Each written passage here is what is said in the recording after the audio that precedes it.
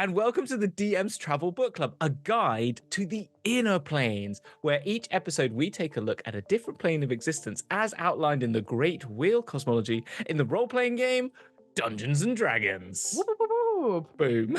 Boom. Yes. Yeah, I was explosive coming into today's episode. Oh wow, whoa. Well, one half of this episode is rather explosive. One half of this episode is actually rather the antithesis of that, because we are going to two planes again this time, paraelemental ones at that. But which ones are we going to? Yeah, our first ones are paraelementals. We're going to the plane of ice and then the plane of magma. So yeah, I thought we could do a little bit of a bit of chill, cool, maybe see the slopes, maybe a little bit of skiing. Yeah, I'll be in the chalet obviously because I don't do that sort of stuff. After ski is all good. Yeah, and then maybe some self-care and those sort of very hot, when you steam everything. I mean, I know there's like the plane of steam, but the magma stuff that you just hold over and then the pools, they all open. Take the ice with you to the magma, find a nice balance, steam room. Exactly. That's and what happens, sort of right? Basalts and sulfur's in the water you drink at Bar Spa, so it's a horrible smell, but it's meant to be good for you. I always it's like I get to that point and go, oh yeah, this has got protein, everything in it, like protein Mars bars or protein Milky Ways. I'm like, yeah, those will help me build muscles. Yes, because there's got protein in it. Yes. Right. That's right. Yeah. All right. Well, let's check out. Let's go for ice then. That's our first one. Ice. Well. Yeah. Well, it's pretty chilly here, but it's okay. We're used to it to a certain extent. We are. But very, very, very cold. I've got here in my notes. Yeah. I do like the person that introduced it to us is called the Master of the Frozen Breeze, Sanctumarin. He is a mephit, an ice mephit, and he talks to us about the Paraelemental Plane of Ice, which sits with paraelemental planes are the elemental planes that sit betwixt two major elemental planes. We will then get to the quasi-elemental planes, which are the planes that sit betwixt an elemental plane and either the positive or negative energy planes. Yes. And so you get these other ones. So there's 4 paraelemental planes. Yes. Yeah. And there are 8 quasi-elemental planes. Yeah, I believe that's correct. That is correct. It is kind of like weirdly, like when you see the image of it as almost like a cut through ball, 3D ball. That essentially. Ball is the best. Honestly, I literally keep having to look at it because my mind, every time I go away from it, I can't actually imagine what is going on. So yeah, imagine that basically the sort of like the points of a ball, at 90 degrees around a circle, you have our elementals, our good friends, water, fire, air, and earth, and then at the top and bottom is the positive and negative, and then sort of in between the sort of like, I think you described it before as the Venn diagram stuff where the big elements touch. That's where these. If you took a circle and made 4 points, you get the 4 main elements. If you then took a cross across that, is where you get the paraelementals. Basically, are the crosses in the Union Jack. Let's say they are the Scotland of the Union of the England being the elemental and the Scotland cross being the quasi-elemental. And then if you go up or down, depending on where the positive and negative are, between those crosses, then you flip that. Yeah, then you get 8, say, quadrants. And you get 4 quadrants. Just get a ball and get a tennis ball. There you go. Yeah, exactly. We'll probably put an image up of what we're talking about because it is baffling to think about. And certainly with these, as we're going into the paraelemental ones, what you said in our last episode is that it gives you like examples of like what to see if you go to the edges of these places where places are coming in. So it describes it well. But if you're like me and I can't visualize anything, it's a little bit tricky to be like, wait, how many of these little location names, which are all great, by the way, I really love them, but it's like, wait, so what, this is next to this is next to this. If anything, I'm always like, okay, imagine a line. You have, for this one, we've got air and water, in the middle is ice, and then at both ends where these meet there are certain locations, and then positive and negative up here, and depending on further along the line you are, if you're closer to air, going up towards the positive, it's going to be a different area to then go down to the negative, and same vice versa if you're next to the water one as well. As I said in our last episode on positive and negative, that this diagram comes up as a central circle, which is like the core of ice, and then you get these sort of ring of elements that then talk about their relationship to the 6 other segments that they touch. And I feel that would be so much better as well, because it gives a geography to the place, which you just don't get in all the other ones. No. which seems really weird because if anything, they also have these things because it should also show us these intersections on from the water, because as it says at the beginning here, it says other names for this place is also called the bobbing plane or the floating plane, because it sits sort of on top of the bottomless deep, which is the plane of water, between that and the plane of air. So it feels like it is a landscape because you have this. It is like there is a sort of gravity and a layer where there's ice below you. And then below that you would end up in water. Yeah. And then above you is the sky, which is the air. So you are sort of, which then comes the precipice as well. Exactly. So it goes through these almost, if you imagine like the different sort of like liquid, solid, gases, that sort of thing as well. But yeah, I love like the precipice. Yes. The sea of frozen lines is what the other thing is called. That idea of like it's a surfaceless ocean of suspended ice chunks, like little one-liner sentences about like you've now crossed the boundary. Here you are between the, and it's just you're like, oh, these are great names. Similarly, there was what was the other one? The stinging storm, which is where it was salt, which I know we've not got to yet. There's also the frigid void with the vacuum, our sort of final quasi-elemental plane. You're like, all these places, they sound awful, and I don't know. Shimmering drifts is good. I like that, and the fog of unyielding frost. I think out of all of them, though, the shimmering drifts one does scare me a little bit because that's with the lightning quasi-plane, and I'm just being honest, ice lightning. I don't know. That sounds cold. Imagine and it tastes like really cheap cider. Oh yeah, like it's white lightning. White lightning, literally white lightning. That's what I was going to say. Yeah. For non-English people, that is a bottle you can get that's like a gallon of cider, which is clear for some. I don't know how. We don't know how, and it don't tastes know how, and it very tastes strong. Very strong. Yeah.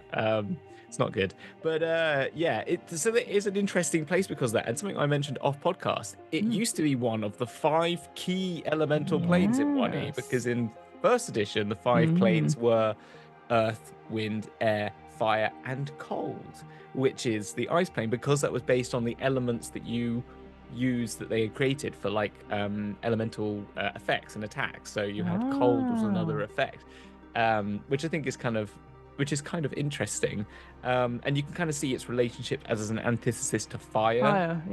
Whilst water and earth sort of antithesize each other, whilst air, they kind of all antithesize each other a little bit, but adding cold in, it was kind of more of a rock paper scissors sort of effect, if you know what I mean. But so that's because we're potentially looking at the Fiend Folio for some reason. But that's interesting because we'll come on to a little bit of that history as well, why it's not considered like the 5th main elemental plane when we get to in the sort of like the inhabitants. But let's talk about the physical conditions. It's as we said, it is very, very cold. It's very cold and very, very dark. And again, if you imagine, not that I have, but I can imagine if you were climbing up like a mountain and you got your mountain gear, you're going up all the way up the Alps, that sort of thing. It's quiet and it's quite devastating. But there's cracks. If you put a wrong step or put your mountain like stick in the wrong bit, whole bits of it fall away and crush. So it has those elements of sort of like similar to that what we're talking about Earth, in a sense of like it's constantly filling in gaps, and the same for water as well. Like everything's just filling in the gaps, so that it's constantly reshaping, remolding itself, and it's just and it's also just knowing that it's not the idea that they say about this bobbing plane and the precipice being this place which is actually a little bit more manageable because it has a base layer and all this stuff. Is actually the heart of the plane is more like Earth because it is just solid ice. So yes, all these sort of edge conditions are actually much more manageable, whilst the center of it and below the precipice is just a solid block of ice. And so you can make your way through, as you said, or they can, and if you find yourself there, those gaps because of this, and again, like Earth, these immense pressures, those are not going to stay open for very long. So if you do fall in, get out quick. Sort of thing. Pretty much. So getting here, as always, as we sort of said, it's probably the easiest way is to go through one of the adjacent planes, so sort of air or water first, because they're going to have more portals as a place. But there are portals to it compared to when we were talking about the energy planes just now. There are some that come out, and they understandably they're very few, but the where they are, they're obviously I guess it's you know where you're going, so to speak. So for example, it talks about there's like 2 frozen layers of the abyss. And so it will come to here, and I liked how one of them they're called known to many as soul freeze. So already the abyss itself is not great. We've talked about it, this sort of infinite layered cake of horribleness. And so you imagine, oh great, soul freeze. Oh, this is terrible. Let's find this portal, and then you just come to the ice layer, and you're just like, everything's frozen. Also, getting through that door is not exactly the most fun because you have to destroy a mortal soul.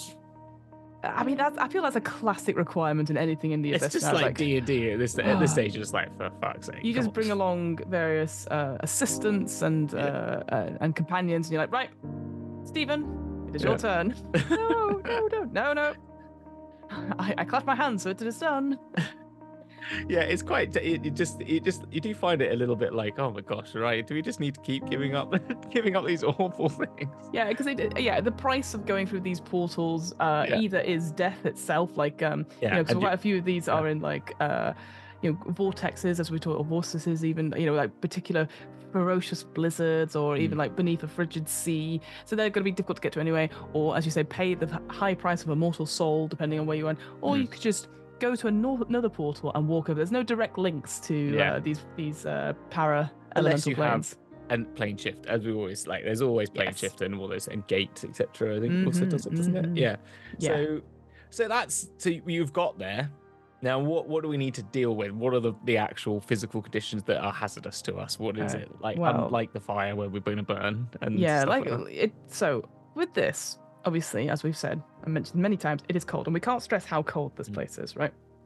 But more importantly, I think, is that the temperature doesn't remain steady. It's not like, oh, it is just cold constantly. It will go up and down, presumably like how it is in the Arctic. Like, it will be much colder at night and all that sort of thing. But to the point where not just like, bodies freeze or your blood freezes, but literally like concepts, your voice, like speaking out, will freeze into a solid thing, which, words and thoughts can also freeze, meaning that trying to speak or think clearly requires successful saving throws against petrification, which is incredible. And along with that the idea that any ice that is forming, it forms about a foot a minute. So it's actually it's much faster than we think. I think like before when we talked about like Earth filling in stuff, or even fire burning stuff away. Like, you can see it happening, but it's more of a much slower pace than something that is growing a foot a minute of this ice.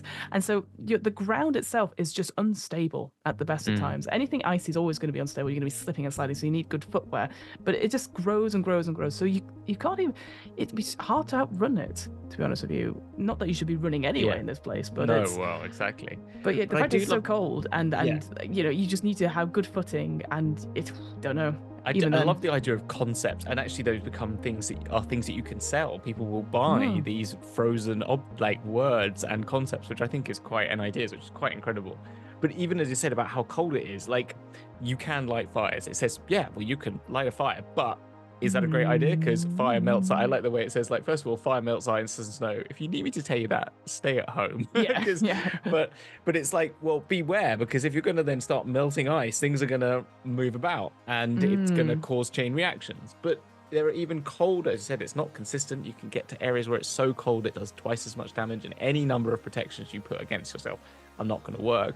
But even in those areas, fire can have a 50% chance that it just becomes a solid chunk of ice fire, which I think is kind of cool. Amazing. Very cool. Or a 50% chance that it becomes something called cold fire, which is amaterizzo, which is a black burning flame that radiates powerful cold, which is like that shadow fire that we had in the fire one, fire plane, where it just radiates cold, and so you're just like, oh, click, click, click, fire.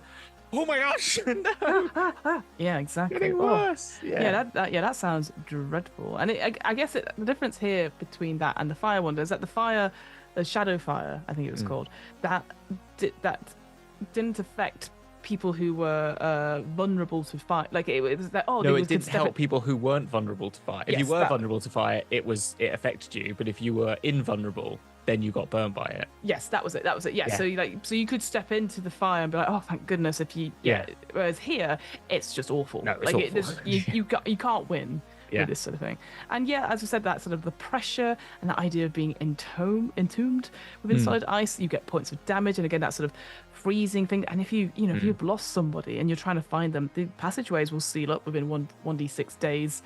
But it does sort of say, like, weirdly, as further we go along in this travel book club, the talk about like elemental pockets sort of goes away a little bit, maybe because they're not as relevant to these ones. I don't know, but it talks about like there's going to be more natural open areas here than there is with the plains of Earth, which makes sense because like the idea that ice is definitely more, it is more likely to go with the spread of water perhaps, or just moved around a bit, whereas Earth sort of just settles and just compacts and just stays there. It's not as solid to it because it's kind of mud and rock, isn't it? Whilst I guess the rock would be more solid, but like the ice, you imagine, is much more.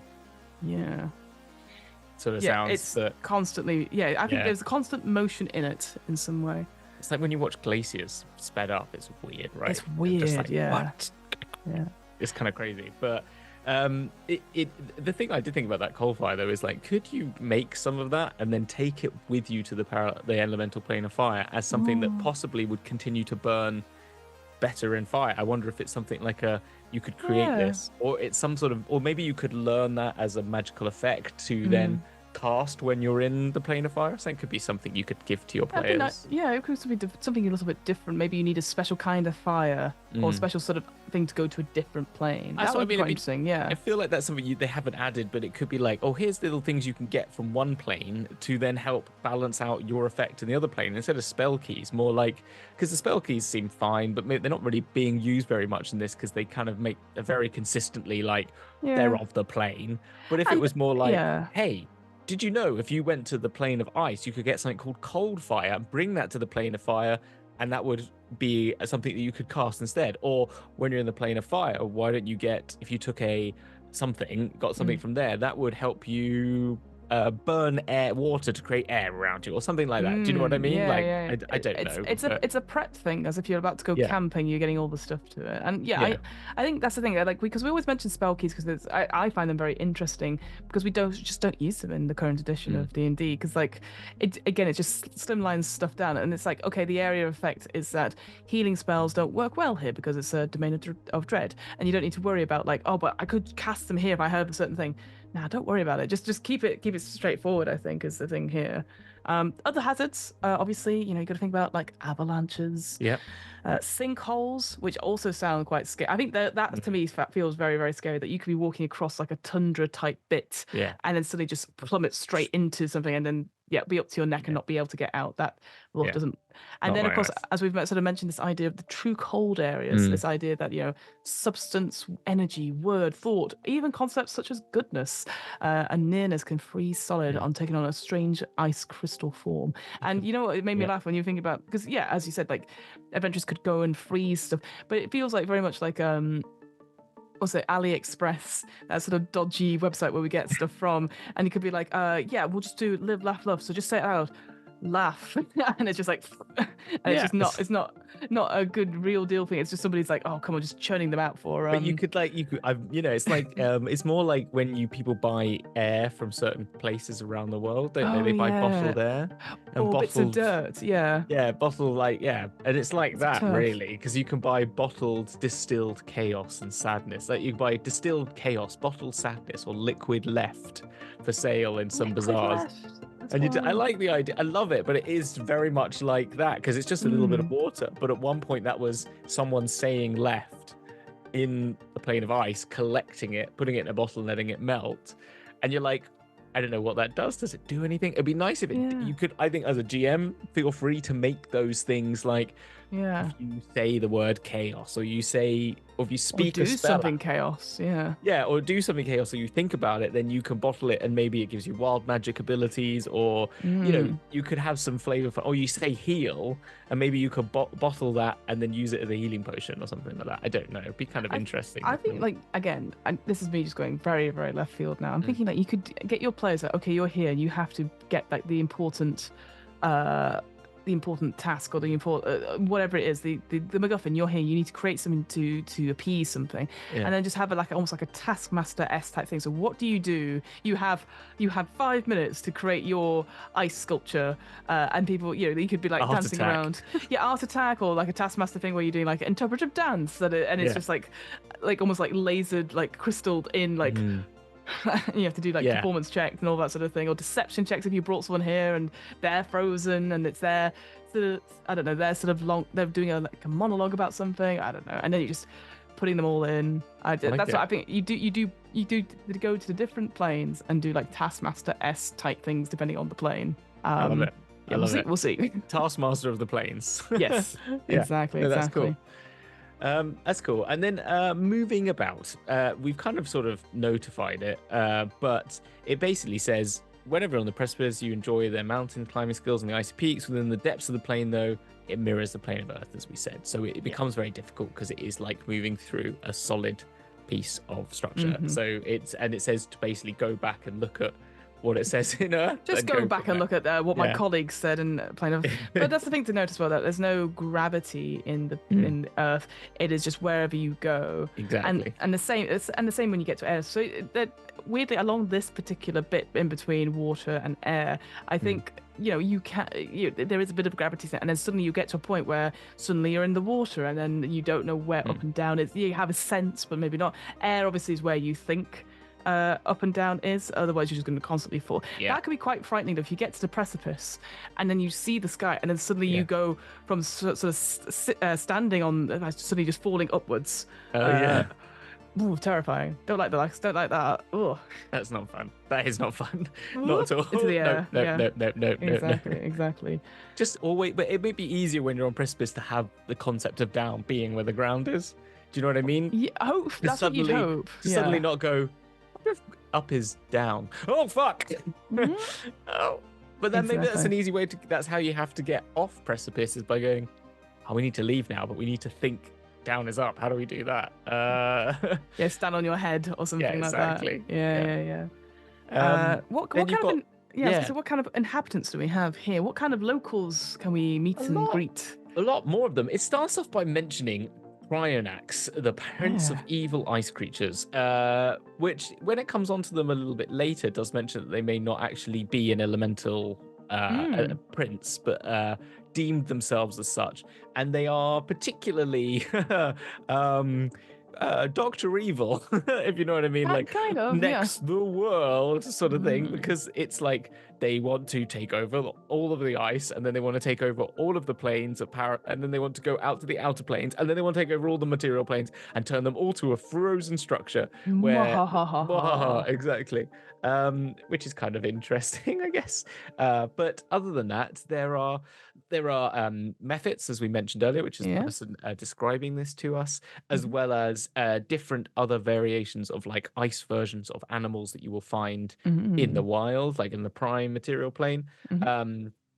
As much as you will find polar bears and penguins, you also will find things called frost mites, which kind of sound kind of sweet. They like insects. They say, don't be surprised by large insects crawling upon the surface of the paraplane or burrowing through the ice. And I'm like, I actually would be concerned. It's like suddenly like these frost mites, they feast on wherever heat can. So you can just imagine always like these like wood the wood lices and that sort of thing just coming through the ice at you, like massive ones. You're like, but no, thank you. Don't like that. Exactly. And also the fact that it just says like take any monster you'd find and just add ice to it. So you can be like, ice. What's the thing that climbs out of the ground that we fought in BG3 the other day? Was it called? A spectre?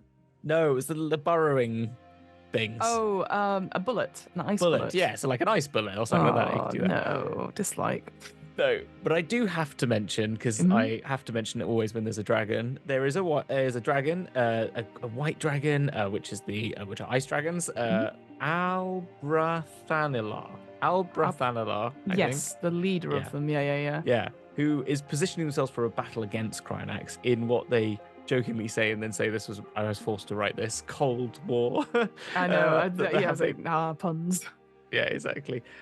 Which is kind of interesting. You've got winter wolves, frost salamanders, ice crabs, Remoras, Yeti, and ice toads, which Yeah. sound cool. I will say, remoras are scary if you've ever looked at them. Are they? They're like I think Critical Role I've faced one or two of them in their time, but they are like big sort of like almost like viper-like creatures, purple, and they might be different in this setting, but the one I remember facing, when you cut it, it spewed like magma at you within almost like not like an aura, but when you get like acid splashes of air, we had magma. I'm looking at one right now. Yeah. Oh, they are freaky. They're like grim, a centipede. Yeah. Mothman flying spider viper thing. Yeah, they're pretty cool to throw on your players, but they are absolutely terrifying because they can burrow down, they can slip in and out. Yeah, terrifying. CR, looking for a CR. Oh, they don't do CRs anymore, do they? There should be one. Yeah. Challenge rating 11. Challenge rating 11. Yeah, but they have bite and swallow. Oh crap. But think about it as well, right? That creature on an icy sort of plane where there's sinkholes, where there's avalanches, like that could be quite even more difficult, even if you're level 11 or more. That environment aspect of the combat could really hamper you. Interesting, they have a heated body, which says that any creature that touches the Remoras or hits it with a melee attack whilst within 5 feet of it takes 3d6 fire damage. Yep. Well, can I just suggest, June, there is you are in a house, La Trades, right? It's called Tundra. Yes, Tundra, right? This is Tundra. it. It's not called June, it's called Tundra. It's called Tundra, right? Yeah. Tundra. And House Latrades has been sent to the Paraelemental Plane of Ice from their previous lush primaterial plane. They've been sent there to live amongst them. But there's a ancient peoples who live out in the ice waste, and they supposedly ride on Remoras, right? Yeah. And it's absolutely. and the reason they do that is because the heat that they give off helps them survive, and that's the reason. And the heat, and the spices the heat. I don't know. Do you see where I'm going? Yeah, with I don't know where you get the spice from for that, but we can workshop it. Yeah. But I like it, and Tundra. the Tundra. Yes, the it's definitely a sequel to. June. Yeah, but I feel like because they also talk about these immoths, which are like basically they are like they do look like frost giants in a sense. They're very spindly folks who are almost like made out of ice sculptures as well, but look more humanoid than anything else.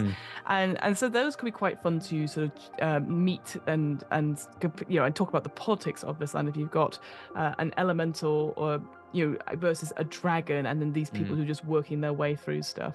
And you sort of mentioned that there was this big war, this big fight between the sort of ice and frost, ice trolls and frost giants, and that sort of thing.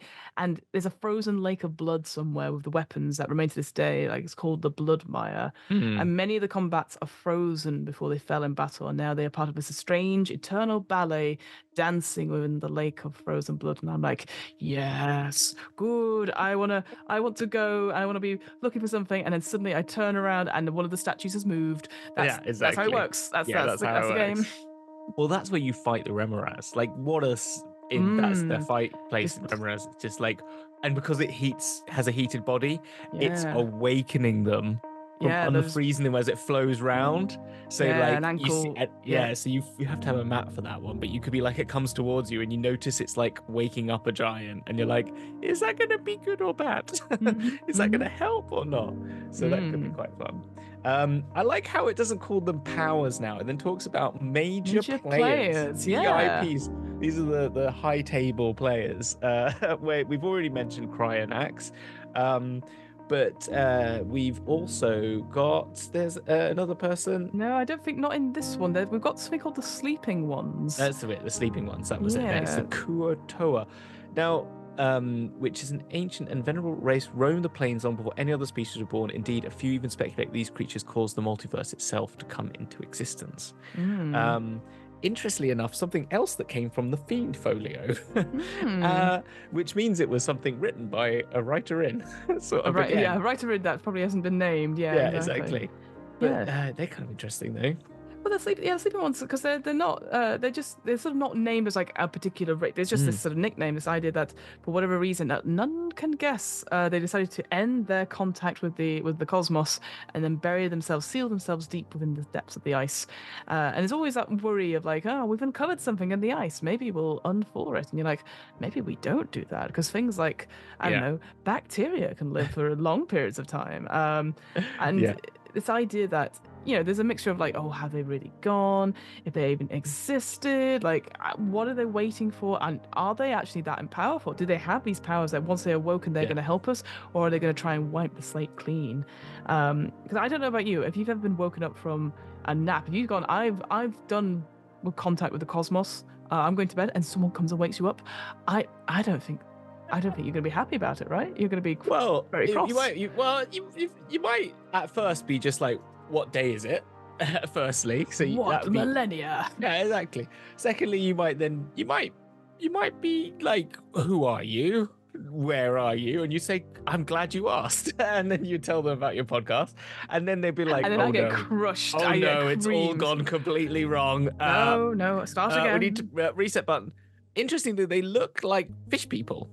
They are like, so they've got like fish heads, and they're quite doughty, and they've got like webbed feet.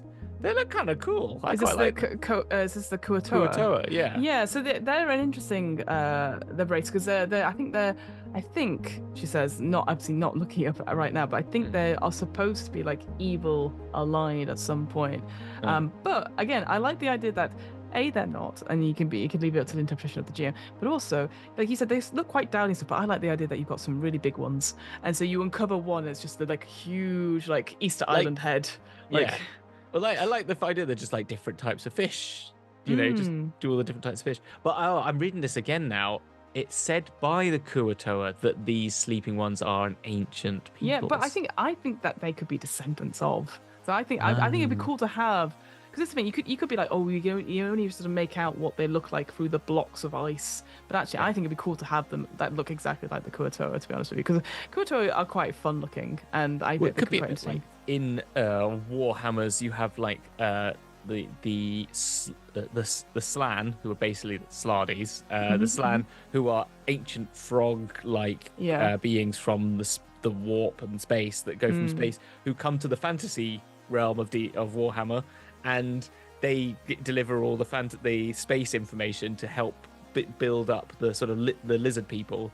So you could imagine like that. You could maybe have the fish people and maybe like whale-like people who are the sleeping ones or something like that. Do you know what I mean? Whale-like person would be great. So like slightly similar but different sort of thing, or the aliens from Arrival. Yeah, that's what I thought as well. That sort of like, you can imagine that screen and them doing like the communication stuff, and you're doing something similar, like holding up a thing, going like dinner? I love that movie so much. It's a great movie. I only saw it very recently, actually. Really? I thought it was stunning because I was like, oh well, I assume bad stuff happens, and it almost does. But it's really amazing. It's incredible. If you haven't seen it, please watch it. Please really watch it again.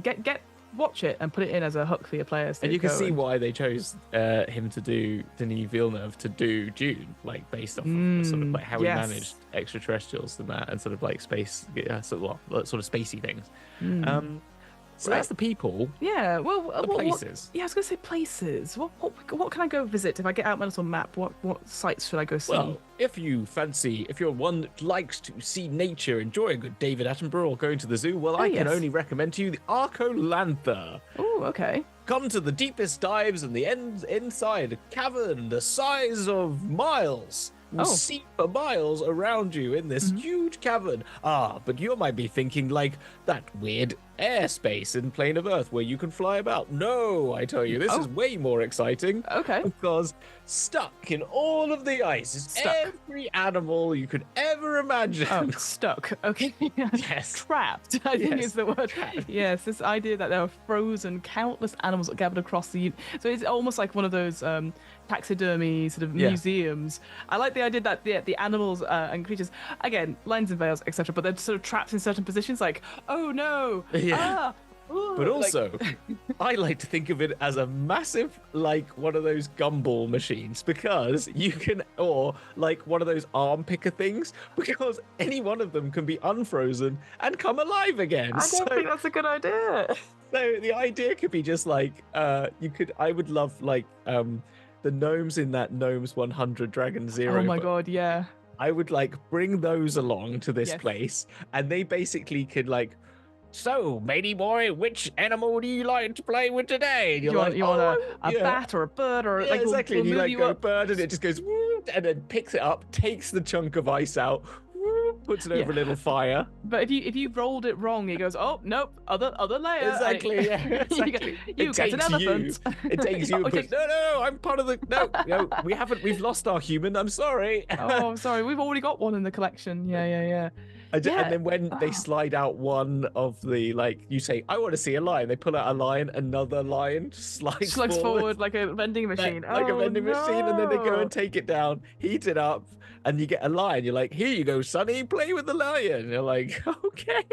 But then it comes, maybe they have like a bit of guidelines saying like an animal is not just for unfreezing, it's for life. And suddenly you're like, what do I do with all this waste? But it's also a wild animal, so it literally just runs away. My goodness. Yeah. I really like the sound of this thing. Like, it sounds absolutely bonkers, right? Yeah. And it's, again, I like the idea that you've been sent on a quest to go get animals, and this is a perfect place to go and get it. But it is just like, it is like a huge pet shop. And like, what do you do with these people who have been frozen in time? And then, you know, it made me think of a little bit, like, I don't know if you've heard of something called the Human Library that we have here in the UK, where instead of like borrowing books, you can book people's time, and it's about people's different experience, so they can talk to you for like half an hour about a certain topic that they're either experts in or they've got lived experience. So that's the same thing. I can imagine it's like, okay, so we need to find the secret to XYZ. Let's we go to the big catalog, wizard, esoteric, you know, like from the mortuary, and then go, right, this one, it gets put out, and he goes, what is happening? Okay, I only have you for 30 minutes.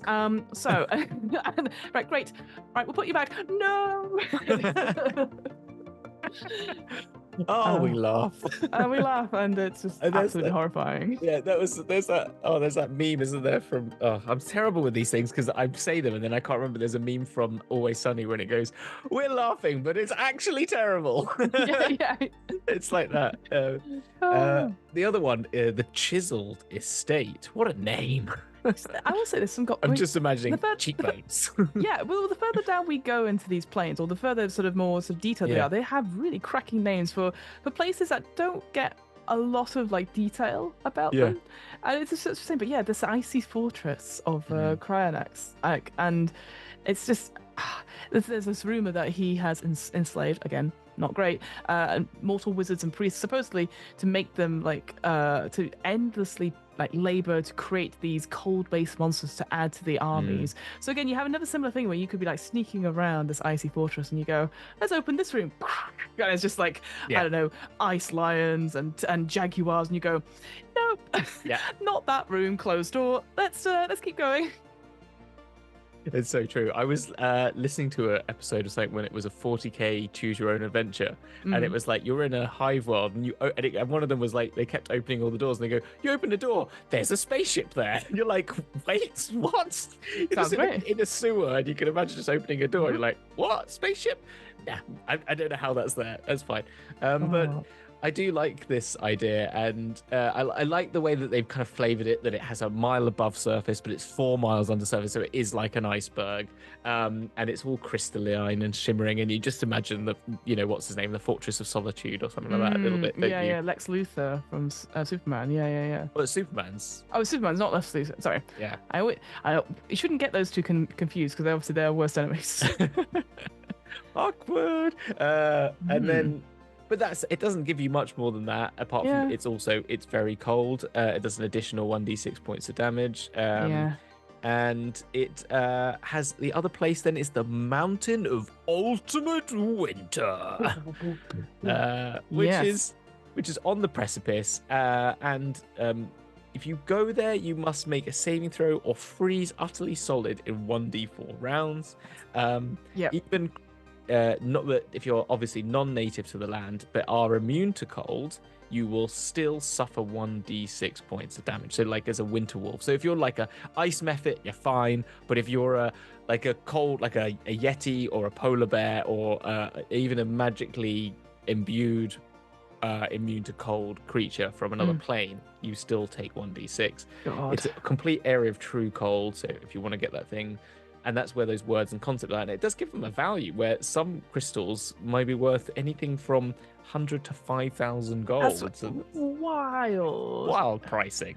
Like when you think of stuff, like I know I joked about the live, laugh, love stuff, but you imagine all that stuff that you see in Airbnbs, or like all those, motivational like things.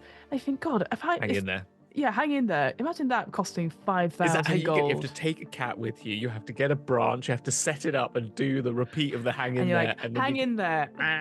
No. Oh, that's like 50 gold. Quick, put it. Yeah, absolutely. Exactly. But there is another place though. Which it doesn't mention. I know, it's so bad. And again, it's another one of these like. This is one of these amazing places you should be mentioning straight off the bat. Was it the Plane of Water where they had the underworld sigil? And you're like, yeah. It's like, I've been here the whole time. It's literally that. You're like, the key characters are like completely forgotten about. Because tell us about it, Fiona. Tell us about it. So I'm going to get the name wrong, but I think it's Tira Minu. I think she says question mark. Tierra? Tierra Minu. Tierra Minu. Which is a place. Let's see if that says something. I don't know. Tierra Minu. It's like almost like tiramisu.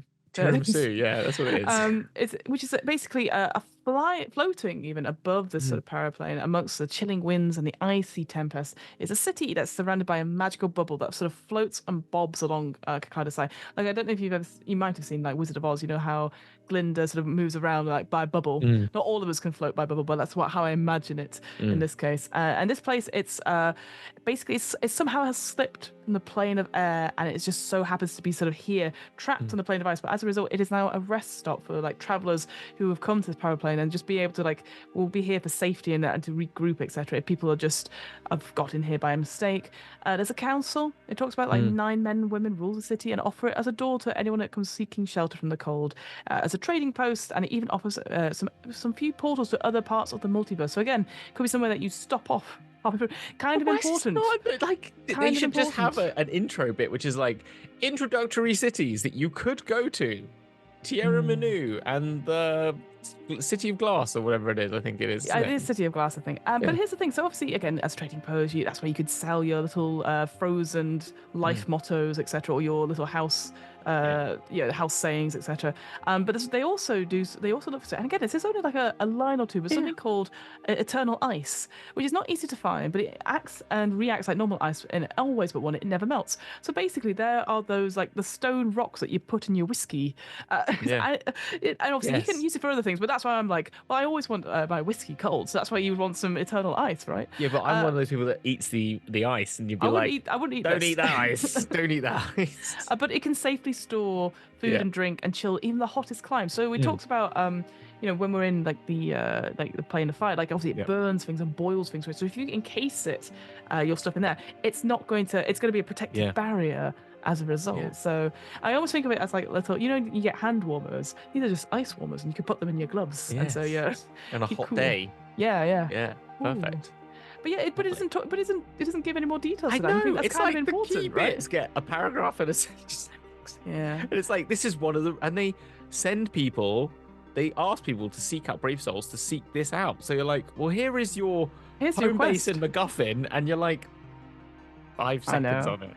I know. I think again, maybe other Wizards are priorities. Weird. They are weird, aren't they? Other things to note if you're coming to this plane. Yeah. Again, obvious bit of advice, but wear thick wool tights and furs that offer protection from the cold. Spell keys, I think, are quite interesting because, I think the way that they are, to shape them, obviously take the shape of physical objects from fine glass or crystal. They have to be designed, certainly on this plane, to be for the individual using them. So they're going to be much rarer, perhaps, and maybe a bit more expensive to make.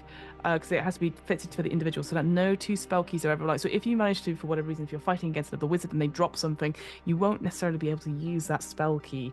If they say, for example, if they're able to plane shift away and they somehow drop their spare set of keys, and you're like, oh, great, I can do the same thing. You're not going to attune to it, unfortunately. But you probably could sell it because it'd be very pretty. It's like I said, it looks like glass or crystal. But I like those. Yeah, they're quite. They gave all of them do have, as I said earlier, like have something particular to the plane, but they're not as like intricate or detailed as the ones we found in the outer planes, where it was very much like very thematic. Like, I can't remember off the top of my head any of them at all, but I do remember them being, when it was like arcadey, it was very much more like twigs or broken branches, and some of them in the chaotic ones you had to like do a bit of like create some order, or you had to do the neutral ones you had to offset it by doing something fire to be able to cast something water, etc. I kind of like those a lot more, whilst here I feel they could have used that spot for not spell keys but something else, maybe. Again, they talked about it. Well, we talked about it a little bit in the primer, this idea of like opposites and the thing of threes and stuff like that. And it doesn't, I feel like they've not gone in the opposites too much when we come to the para-elemental plane so far. Like, we'll maybe find it out later on, and certainly maybe in the quasi one as well. But like, I do think they could have done proper opposites a bit more, rather than going, oh, well, for every creature that like, it's like an ice salamander, there'll be a kind of salamander in every other universe, but it's going to be of, it's going to be like the Eevee version of it. So you're going to get the Flaregon, the Vaporeon, the electric one that I can never remember. But it's like, but then it's like, well, yeah, but anything else other than like, oh, there's one of these in every thing. It's like, you gotta have some more than that, I think. Yeah, I agree with you. I think our general takeaway from this as a whole on the inner planes is, could do with more, please. Thank you. Yeah, weirdly, I was like less on the outer planes, and now I'm like more for the inner planes for sure. That's it. Just half them out, and we'd have found a nice balance, I think, that was it. Right. So we're now going to move on to.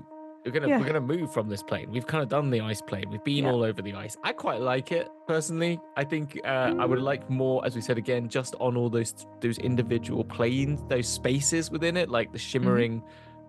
Dust place, the one with the lightning. I'd like a bit more on how those places were affecting. But again, GMs can do that themselves, I think, and I think there's a lot in those places. In my brief look through the next one, though, I think again that's one of the kind of key things. But where are we going? We're kind of cold now, Fiona. So don't worry, I'm going to warm everyone up. Right, come with me. We're not going back to fire. We're going very close by it. We're going to go to the para-elemental plane of magma. Because what's cooler than magma? Because what's cooler than fire? That's right. It's rock that is on fire, and it's like a liquid, and it flows, and it burns buildings in Iceland.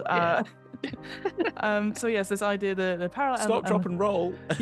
Not into the magma. That's the thing in South Park. You've not seen that when they have the volcano and they go just drop and roll, and the magma goes over you, and they're just like, that's what they show. Oh no, that's awful. So let's play a bubbling, churning mass of molten stone, volcanic rock, sulfurous, fumes, and searing heat. I will say, a lot of this, and when we get to the hazards as well, a lot of this is, I think, duplicated from the planes of fire, to be honest with you. So we don't have to go into too much detail, because it's just more, I think, evocative. Like before it was like fire upon fire upon fire. Here now we're like, we have like the lava rivers, and it's searing. It feels a bit more. There are more elements in it, if you see what I mean. More like, well, that's the thing, and physical stuff. Because the elements are meeting, this is probably why the ice one feels more like geographical. This one feels more geographical because it's the meeting of two elements. Because the material plane is the meeting of all elements, so that would make kind of sense why these places become a bit more manageable to understand. Like it's sense, because this one is like you've got this boiling rock, and there is some sort of sky above, and there are some amazing names of places. I think some of the best place names in the whole of the game, because you have the core magma, then you have the scorched wastes, which is where it meets Earth. The obsidian forest, where it meets mineral. A cracking name, I think. Considering the glowing dunes of the radiance, which is just you could just imagine it. Well, we'll come to that, because that's one of the more frightening places. I think it is. Yeah, and then the searing mists as fire. I think one's just called the sands, right? The sands, which is the dust, which is kind of like. That's like. What do you think? We need one more. Sands. They've kind of run out of like things to say. Yeah, it could have been like the wasted sands or the wastelands or like because then next to sands you have the frigid ash, which is where the ash place is. And so you think, and that's quite awful itself. But let's talk about it a little bit more. So again, you have, like you said, fire. And you have earth coming together, and then we have magma. And so if you're going, let's me go find the thing. So if you're going to travel to the way of the elemental earth, that is where the scorched wastes are. So that idea of like, it's more ash is filling the air. The fire is less frequent, etc. Then you go, as you said, to the searing mist. So suddenly it goes from sort of almost like droplets of molten rock. It's all more liquid-like, and then it just disappears into this fire. Love it. And then if you're going in the direction of the positive energy plane, that's where you get the obsidian forest, so these spires of volcanic glass and geode-like crystals soon rise out the wastelands to form these sages, what the sages call the obsidian forest. This idea of, again, I always do this with my hands, but I always think it's like hands clawing at the sky. I love that. And you hear about it as well when, again, I know it's separate to this, but like when lightning hits certain things, and you get like those sort of sculptures of like, because it's so hot, it just makes the sort of glass sculptures as if it's just coming out like that. That's how I imagine it to be. Oh, when lightning hit sand. That was it. I couldn't remember what it was. And that's just really fucking cool. Isn't that in Sweet Home Alabama? Possibly. That's it's been a long time. He does in Sweet Home Alabama, I think. But then I do want to talk about if you go the opposite way towards the quasi-plane of radiance, which sounds like a glorious plane, but as we know from talking about the positive plane, that is not the best place to go to ever. No. The glowing dunes, it's like basically rolling hills into sort of like a volcanic ash. The dust becomes more metallic and begins to radiate light and energy, but the very nature of this place presents a deadly threat to every living being. So those who travel to the area must make a saving throw versus death magic every day. And anyone that fails it is afflicted with a horrible disease or curse. No one knows which for sure, and before long the nausea sets in. And this is followed by then blistering skin, hair loss, bleeding gums, blindness, and other countless nasty symptoms before the victim dies within 3d20 painful days. So it's radiation poisoning. It's radiation poisoning. Yeah. And you're like, okay, maybe we need to talk about this, wizards. Be a bit careful. Let's go hide it away from that. The glowing dunes are great because that's what you're getting in radiance. Well, I mean, I guess it's the radiance plane. It's one of those things you're like, oh. Oh, yeah. Whoops. Yeah. I mean, it sounds lovely place to go, but it's kind of, okay.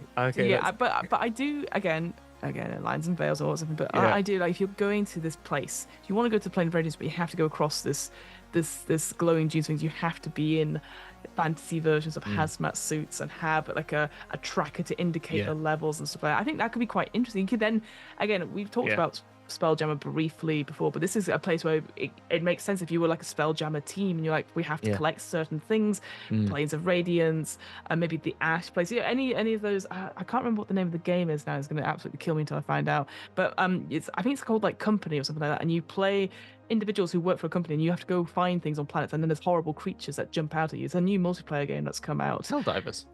No, it's not. It's a one before that. I'll have to look it up in a second. But it's a bit janky, etc. But you all work for a company. You have like 4 days to make your quota, and you have to pick things up. And then there's always some creatures that are following you around, but they're all very like backroom type creatures. Like things like there's like you have to act in a certain way. You have to either run from one, or if there's one that jumps towards you, and cool. As you can tell, I don't play that game. So. Yeah. But just carry on as well. Yeah, the sands as well. It slowly cools and forms a vast desert-like expanse. Although it's cooler, it wreaks havoc on metal items and mechanical devices. So that's the idea. The particles get more powdery and sort of get in. So again, you could be like, aha, we've got our constructs. We're in our little robot suits, perhaps, and then obviously it affects the suits. It affects the mechanical stuff. If you've brought anyone that's like pulling along, maybe like a truck or something like that, and that breaks down, you might be stuck there. And this idea of like corrosion and rust, it just creeps into everything. Oh yeah, which I think is pretty good, pretty interesting. And then finally, the frigid sort of ash. That's where magma and ash truly come together, and like there's just islands of this sort of deadly stretches of this ash where the rivers are hot and blistering, but everything else is cold. So you're almost like this on this, like it talks about it as a checkerboard where you can go from extreme hot to extreme cold, and you're unlikely any traveler's going to be very hard pressed to protect themselves from either of those hazards at the same really time. And I'm just like, oh, it's very much like, yeah, you could just fall through at any moment and just like, be eviscerated. And you're like, I don't want to go there either. So. Amazing. What a fabulous place to go to. Yeah. I just stick with the magma. I don't need to go to all these cool degree versions of it. I'm good, thank you. Exactly. You have other danger. As you said, a lot of the hazards are very similar to that on fire. Fission is difficult. Atmosphere is toxic again. The sulfur, it's hot. But there are other dangers, including both blazing clouds. Yeah. Which sounds horrible. Which sounds exactly. So they're clouds that are composed of burning acidic vapors and raw elemental fire. Anyone who enters a blazing cloud must make a saving versus breath weapon or suffer 2d10 points of damage, which is great. I just imagine it's just like literally a moving flaming fire. Like I'm like, or a cloud with it. I can't even visualize it. And I'm like, why would anyone want to go in there? Especially it's like one of those computer simulations where you just see like a cloud which has got like lightning in it, but it's like you just see the boom things. It's just floating towards you, and then suddenly you're like, oops, within it. And then you got bubbles and geysers. So that is. And that sounds awful. Like I can imagine. I can imagine it happening. Like you can see just a huge, magma bubble puffing. Like someone was describing it the other day on a stream I was watching. But maybe you do it with your children. But like when you get like a bit of paint and you blow bubbles in it, and then you make artwork with it. Oh, that's what I was thinking of this. Where it just blows, but it obviously is fire underneath, and then it explodes, and then you're just eviscerated if you're next to it. Like it's so dangerous. I just like, that looks beautiful and awful. I'll tell you what, there was something that we did at school, which is acid bubble etching. Acid bubble etching. So you get acid etching for like acid etch like prints, like so you do acid etching into metal. Well, there was a way that we did at school, which is you push compressed air into it to create bubbles in the acid. And then you get these, and some famous artists in France used to do this, and you get these beautiful, like you do your normal etching and then you do these bubbles, and then it finds your lines and creates bubbles between them. And it makes this really pretty picture. But I just remember when we were doing it, people were like going, having a laugh as like 14-year-olds would do with acid. And you're just like, you do think like, is that legal? Can you do that? You do remember what you used to do in chemistry. You think, well, yeah, they gave us sulfuric acid all the time to fart about with. So I guess, I don't know if they still do that. So I guess, but this time they gave us sulfuric acid and cans of compressed air, which I thought was kind of funny. Oh, dangerous. It was a memory that just came back to me just then. There you go, core memory unlocked. The other thing to mention, I think you mentioned it last episode, this idea, because there was an image that you were looking at, this illustration of like a boat or something. Well, here it talks about like, moving in general, like gravity, because it exists on this plane, it's very hard to get about. And obviously it's very dangerous because everything's quite hot and you might burn yourself. So that's why ships that can withstand heat are quite important. And we had that as well with the fire plane. There was ships there, and there was an example of the Avenger. I think that was actually the plane of water. Sorry, but they speed together, and that again could be a cool way if you were going to hop on, and then if you were going to dock in certain places, that you'd use the Avenger, for example, rather than a tourist holiday, but maybe as a working holiday, you would go there. Busman's holiday. A busman's holiday. There's also like a network of hardened lava tubes underneath the magma, which sounds really awesome. Like I can imagine it almost like veins or arteries spreading across this place. Like there's extreme potholing and there's extreme potholing. Do you know what I mean? Now you said that, I'm into it. I was like, that was cool, and then I'm like, absolutely not. So I would never ever go potholing. And then doing it in a fire, in a magma with the bubbling still liquid magma. Instead of water being your issue, it's like, we're in this cave. It could be magma. You what? Sorry. No. Yeah, exactly. Yeah. But it's a good way to travel about, because whilst it's quite warm inside, it's still not. It's not blistering, boiling compared to other places. So those are two ways to move about. Unlike in that's just two ways you can move about. But I think the ship stuff would be quite interesting, because we've not really thought about that a lot with the other planes. Either it's you use your own movement, or you use an elemental perhaps, but actually getting an actual ship that is fireproof or magma proof. which is kind of cool. And you could just imagine like magically affecting just any other ship or something like that, or imbued with like magical, like adamantium or something like that. Oh yeah, absolutely. And who's here? Who is here? Right. Well, I can't say their name. I feel like in my head it goes Chumbawamba, and that's absolutely not Chilimba. what. Chilimba. I thought it was Chilimba. Yes. Basically, here the inhabitants. Searing Emperor. The Searing Emperor, the first general of the Cauldron, or the master of all mephits. So yes, and mephits are the name of the game here, essentially. You know, and there are other hot-blooded folk here as well. It says, but the vicious magma mephits. And they also sometimes call them magmen, which I quite like as a sort of like, hey, we're magmen. Don Draper. Yeah, exactly. It's redo Succession, or magmen, even as that can be quite fun. But we've got Tundra and magmen, so there we go. Yeah. Yes, we're really churning out the IPs just now, aren't we?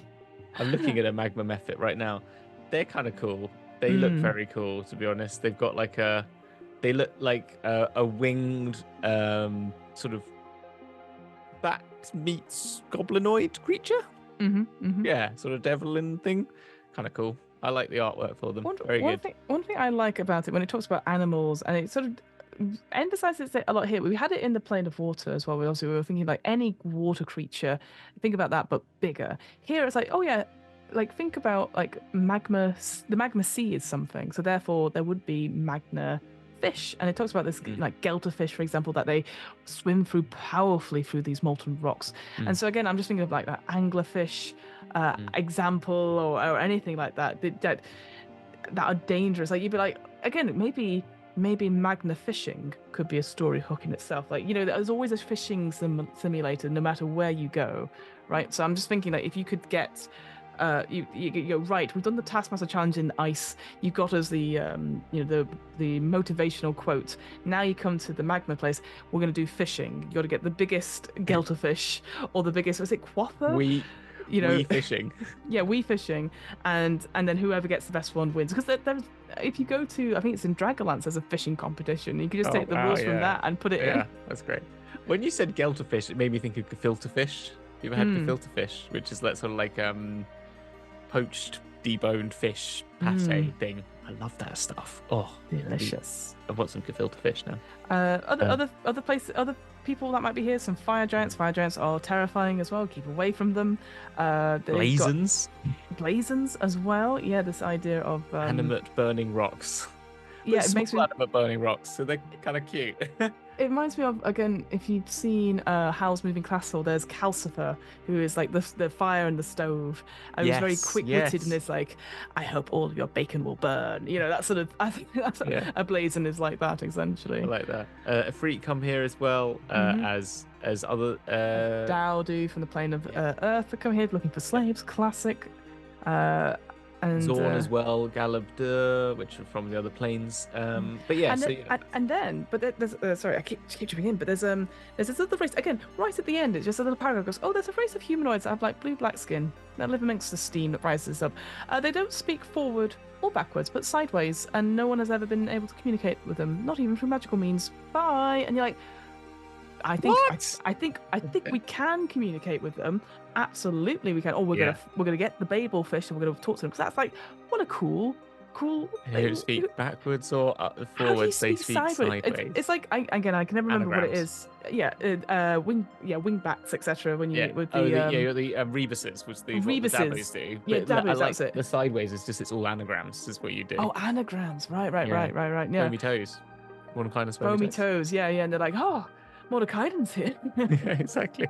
But or it would be like Darmok and Jalad at Tanagra. Have you not seen that episode? I don't know what that episode is from Star Trek. Sorry. It's one of my favorite Star Trek Next Generation episodes. Yeah. But it's Captain Picard gets left on a planet with this warrior who's dying, and he's trying to communicate with him, but he doesn't. He speaks in like the translator translates the words into English, into French, because Picard is actually French and would speak French. But to our ears, we hear the English words, but the way but no one can understand their language because the translator translates the words as written.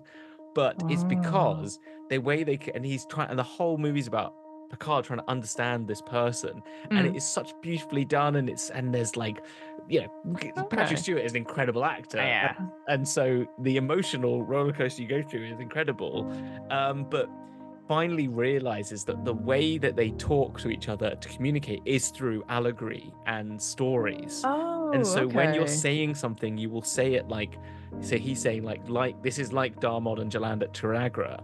This is like that moment. This, I'm feeling, this is how I'm. And so he then starts to speak the stories of the Gilgamesh to him, to try and communicate, and they finally get it, and it's really beautiful. Oh wow! So that's kind of what makes me think of. Oh wow, that's such a That's cool... how you could speak sideways, I guess. Yeah, through allegory. It's called Damrock. Darmok is the name of the episode, and I recommend. It's the 102nd episode, season 5, episode 2. Just gotta watch it. It's great. It's one of the best episodes. Yeah. Oh, will do indeed. Wow, really interesting. So obviously we go to major planets. We kind of mentioned one of them, Chilimba, who is the master of lava methites, a cruel and evil tyrant as any that has lived. Studied the art of torture under the guidance of a particularly nasty pit fiend. So I think an all-round decent bloke, there's this talk about them being a crossbreed rather than a paraelemental ganassi. Just be careful about wording and phrasing, that sort of thing. I wouldn't say that personally if I was describing this. Has a home base, a fortress called Caldura, which is carved in the image of an immense red dragon, which is it doesn't go into any more detail than that. It's older than it's protected, and also it's much a tribute to that person's paranoia than anything else. And you're like, yeah, but I want to know more about this cool immense dragon structure. Yeah. That, and also like one of the coolest named cities in this, which is the place where the fire giants lived, called Thermax. Yeah, Thermax. Yeah. That's not even on our sites. That's not even on our tour. I know. So you totally agree though. Like, well, obviously anything with a dragon is interesting to me, but also just like, yeah, it's got magical defenses and manner of conventional and magical defenses, and you're like. Well, what are they? Yeah, just give us some more about that. Is it, I don't know, is it time stop? Is it... Yeah. What does it breathe magma? Does it... Does it magma just come from its eyes and is it actually not rock that's been carved? You actually find out that it's actually a dragon that's been turned into basalt, and that's the story. And it was like, I don't know, it would be, again, just like... And then on the flip side of that, you have someone called Corlan Redblaze, which does feel like a name generated, like, I need a fire giant's name quickly, and put that in. And then it's kind of there's like literally commander of a large mercenary company called the Flaming Axe. Again, feels a bit generated. Augmented the natural might and fury of his followers with extensive training and top-notch equipment. Although the price of their service is high, no one could ask for better cadre of troops. It's like, it's like, so what? I think is my thing. Because I love fire giants. I love giants. And I'm like, we need a name. We need a name for this fire giant. What does he wield? An axe. Where are they? In the plane of magma. Flaming. Perfect. Flaming axe. Done. Yeah. I did feel like, because it could, like, I'm a big fan of giants, as you know. You're the dragon person. I'm the giants person, and I'm like, so what? Oh, it's a shame because fire giants, when you read into sort of their lore and stuff like, because they're the most evil, she says in quotation marks, of all of them. I feel like the storm giants and the cloud giants, they're pretty not great, but that's more of a selfish thing. Whereas the fire giants, they again, forced labor people, all that sort of thing, right. and they just look badass. So that's why I'm just like, oh, these are pretty good. And you're like, yes, Forlan Redblaze. That's me. That's it, done. I've done my duty for the day. Here's my crew of ne'er-do-wells. And you're like, okay. All right, then. All right. Well, let's move on to something that I'm seeing that's got a really cool name. The Fields of Nevermore. Nevermore. Absolutely. So Nevermore. a crust of stone that has hardened atop the magma. It is thin in some places, so a man-sized creature could have a 10% chance per turn of just falling through it. Again, that horrible sinkhole effect, except this time you're just going to die instantly, I think. And of course, there's bigger ones as well. But it's called the Fields of Nevermore. It's roughly circular, about 60 miles in diameter, so it's pretty hefty size. I think.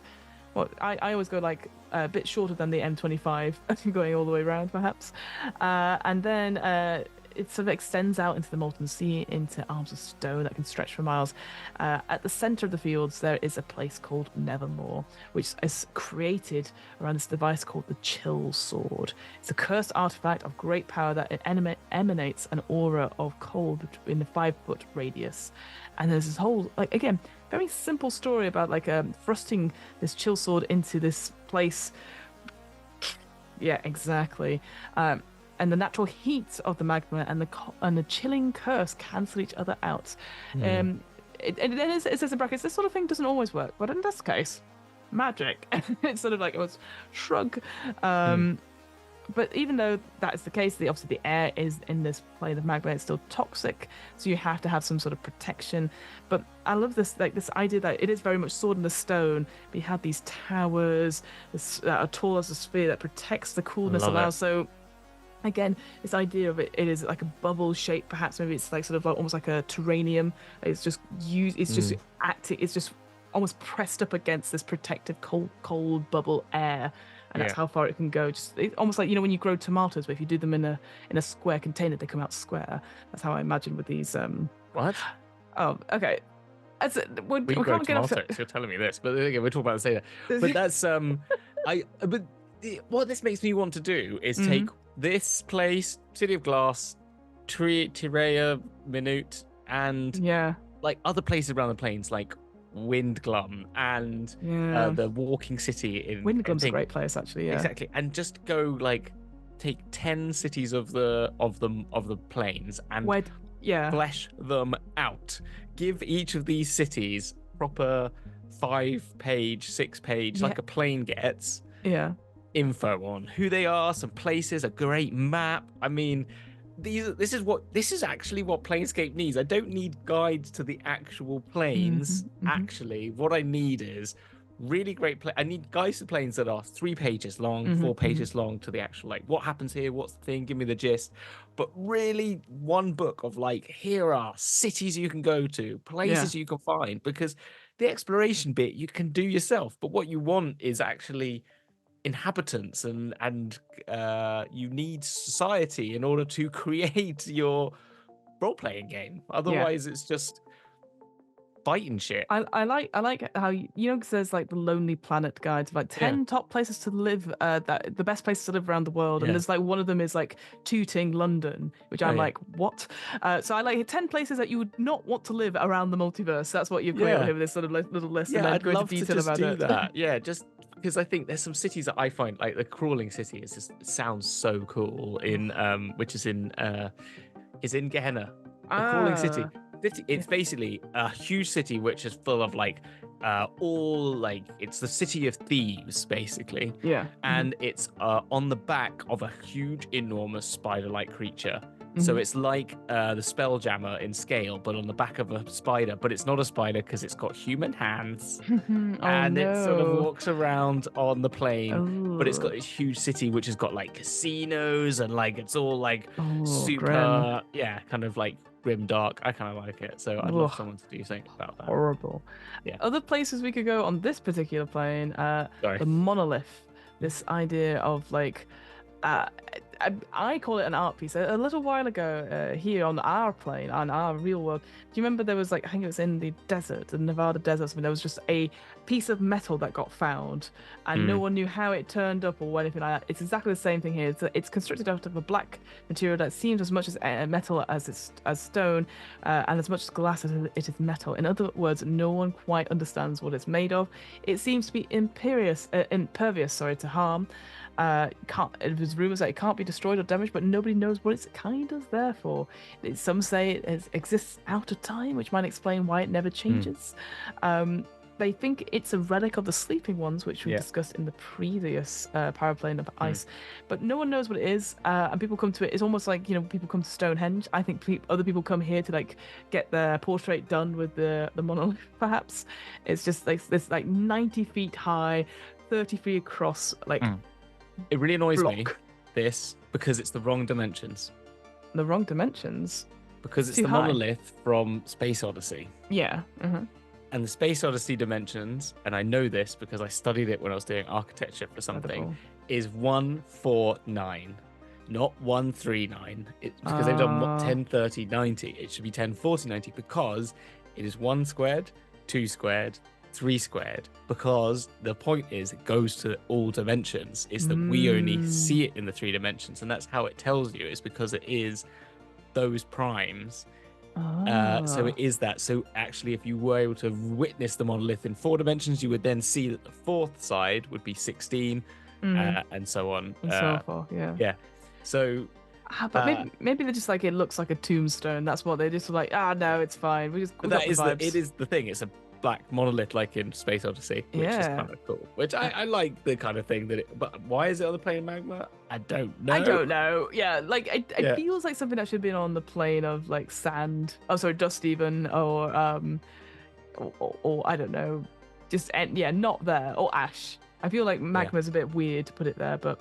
Well, yeah, like it should be in the sand dunes, or like because in the first scene in Space Odyssey when it's when they're in the sort of like desert sort of jungly area. We've got 2 like sort of areas like sites, and 2 quite different. We have Ulan's laboratory. I had never heard of a Sul Lich before. They look terrifying. This idea that it is a lich from Earth, which is one of the original settings for D&D. Basically, it's an undead creature, as liches are, but it's so. What can I describe it as? It doesn't. It hides its true nature. But it takes no such precautions. I think Sul liches seem to be, I don't know, look more human perhaps, or more humanoid. I'm not entirely sure. I wasn't quite sure that, other than they're very undead and very, very powerful. Yeah, they inhabit other bodies which age 3 times their normal rate and withering until they fall apart. And then when they exceed its shortened lifespan, the spirit must find a new host in a few hours or dissipate into nothingness. Right, that's where I got it wrong then. Oh gosh, so very parasitic then. Oh gosh. And so as a result, this is their laboratory. It's guarded by no fewer than a dozen burning men, whatever that may mean. Presumably these smouldering golems, they're restless in their duty to keep out all intruders by any means necessary. But it doesn't really say what the research is. It says it's unknown. It's like, what if you need to go see this person and ask for their guidance or aid? I don't know what you would give them, other than maybe like one of you signs away your body at the end of it to be like, yes, you can have my body when the time comes, and hop into that. Just similar to how we talked about that the negative plane, and you can promise future potential. It's like, yeah, you can have my body after this mission's over, and then absolutely not do that, you know. I mean, I don't know if I'd cross one, but yeah, you try that. You see what happens. Yeah, I would not do that at all. Then you have Targuf's Tower, which is Targuf Renumi, I think is that how you pronounce their name. They're a rogue, your fave. Yay! Who commissioned a number of powerful wizards to construct a tower for him in a paraplane of magma, paying them the loot of a fabulous theft, and they made it entirely out of permanent invisible walls of force. So you are sat in like a gorgeous sort of room, very lush, very comfortable, and then on the outside, I imagine it to be almost like a lava lamp, but with molten rock going up and down, pressing itself against me. Feels very villain I like lair, that. you know what I mean? Like you know how they sometimes in villains they have like the wall of like, you know, a fish tank or etc. Here you just have the molten the molten things going up and down essentially. I love that. I think that's really cool because the wall of force, then your wall is what's outside. That's really cool. Yeah. Oh, so cool. The pleasant, relaxed atmosphere within the tower presents a strange counterpoint to its boiling surroundings, which are visible throughout the transparent walls. And it's anchored on a huge submerged chunk of basalt. He also has possesses a secret planar travel device. And it could be that the tower's built around a natural portal, but it's more likely that they acquired a cubic gate, which sounds really cool. Cubic gate's always very interesting. I think a cubic gate, was that not like we did that Planescape Adventure box set. Is that not something that the Lady Pain gives you right at the end as like to stay out of trouble? Here's a cubic gate device, or have I just completely made that up? I think I've made that up. Don't worry. Maybe. Right at the end, I think she one of her Dabus comes and goes and like gives you something. That's pretty cool. Sorry, I was just reading about it. So a cubic gate is 3 inches across and radiates powerful magical energy. 6 sides of the cube are key to different planes of existence, one of which is the material plane. The other sides are planes determined by the GM. You can use an action to press one side of the cube to cast the gate spell with it, opening a portal to the plane key for that side. Alternatively, you can use an action to press one side twice to cast the plane shift spell and transport targets to the plane shift. The cube has 3 charges. Each use expends what's charged, and it gains 1d3 daily. So it's a really cool thing. That's a very good item. The final thing to say is that why would planeswalkers come here to this place? Well, again, it kind of hides it away. It sort of buries the lead a little bit. There's this glistening leaves of the Tandasol, a magical plant with the stem of pure fire. And you're like, well, where's the fields that are cultivating these incredible flowers, all these plants even? And these metallic leaves, they are worth a great deal of value to armorers. And I can imagine you can make incredibly beautiful and ornate sort of scale mail armor. It talks about here having a +3 to armor class, resistance to heat and flame, which I think is brilliant. So yeah, it makes sense. Like, well, this is of course we're going to go here and pluck flowers from Olaf's laboratory greenhouse and suffer the consequences, you know.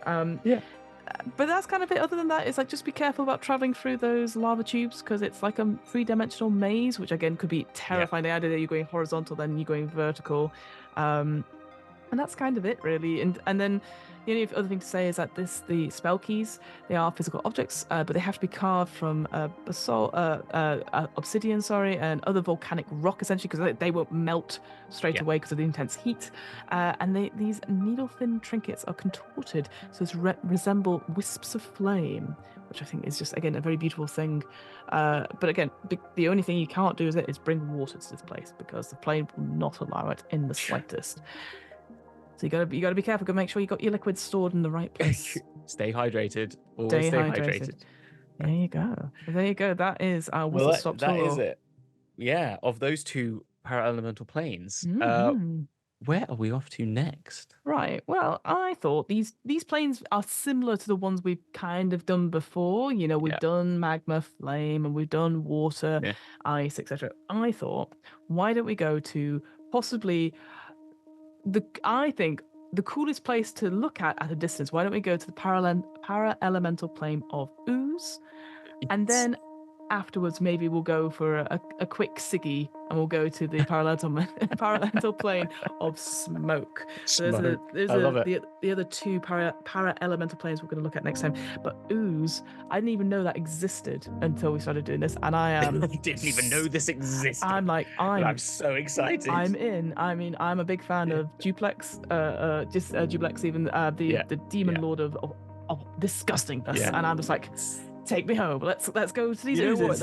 You know, when you get hit by one, you can turn into one. By the way, that's pretty awful. If you get hit by one and then you die and you don't make the save, you get turned into one. That's how I want to go, Hamilton. I want to turn into ooze.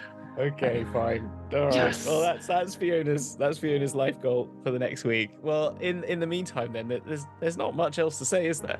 Well, again, if you want to listen to previous episodes of the DM's Book Club, don't worry. There is more to say. There is actually more to say. A tiny bit more to say. Basically, there should be links around the screen just now about where you can listen to previous episodes of this particular travel book club. Probably links to the older travel book club, the Outer Planes one, and our sibling podcast, the DM's Book Club. So check them out wherever you listen to podcasts. And again, maybe we'll be obviously finishing off this journey of the travel book club. Eventually, maybe even go to the ethereal or the astral planes as well, to really, really hammer home that there's loads of places in the multiverse where you can go travel and take your players to. Exactly.